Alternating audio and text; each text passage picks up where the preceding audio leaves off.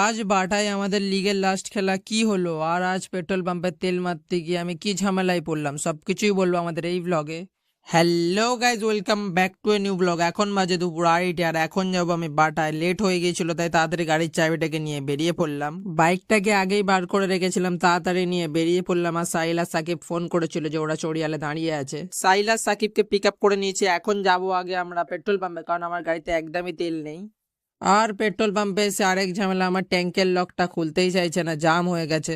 অনেকক্ষণ চেষ্টা করার পর ফাইনালি আমার ট্যাঙ্কের লকটা খুলে যায় আর এখন আমরা তেল মেরে বেরিয়ে পড়েছি।